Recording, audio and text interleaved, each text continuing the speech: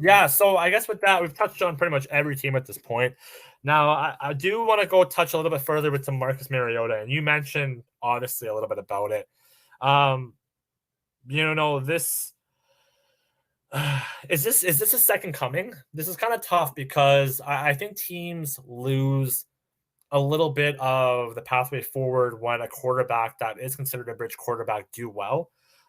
He is Oregon's alma mater, and all my American friends, please correct me if I'm saying that or if I'm butchering that. Marcus Mariota, though, was the second overall pick in 2015, and he shot from the Tennessee Titans. So, he was a highly prospect QB. In 3 seasons with the Oregon Ducks, he started 41 games, threw for 10,796 yards, and he had 105 touchdowns with only 14 interceptions. He had also as well 1,167 passing attempts. So not only taking that into account of his arm, but he ran for 2,237 yards, and he had 29 rushing touchdowns. So the guy's mobile and he has an arm, which definitely is loved in the NFL nowadays. Now, what does this all mean for the Atlanta Falcons? He only did sign, I believe, a 2-year deal, I believe.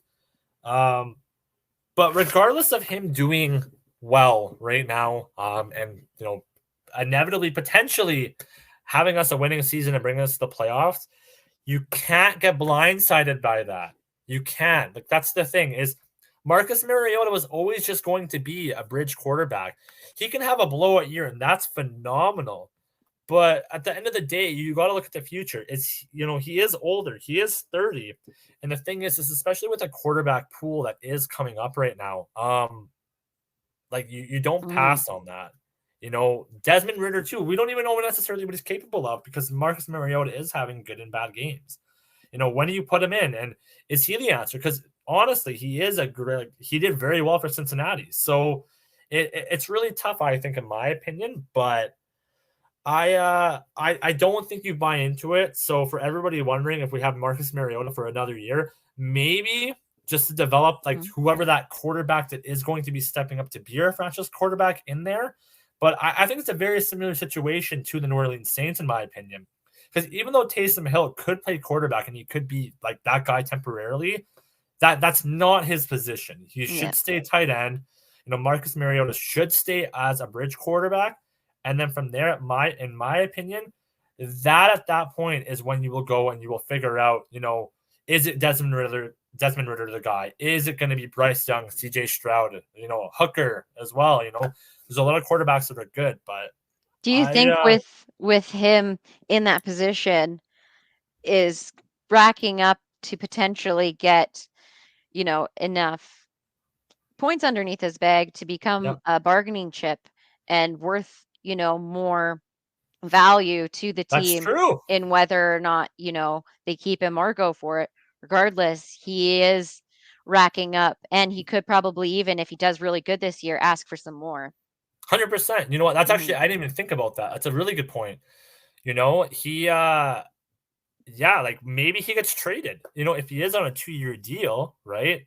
I think that's pretty huge, right? Like you could go to another team where like they're suffering a little bit, right? Where they're not really sure. Maybe that team needs a bridge quarterback. Maybe that's where, he gets traded to the Green Bay Packers. I'm not trying to predict anything, but there's there's other teams that definitely could use them.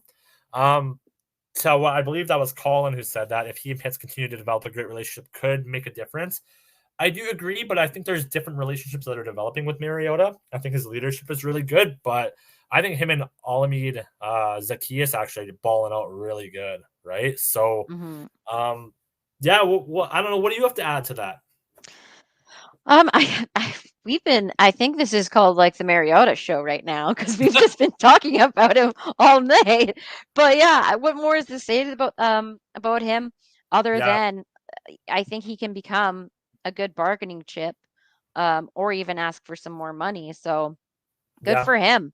He's honestly good for him. And he got a compliment from Nicole saying he kind of looked like Drew Brees. So yeah, that's somebody. Don't worry.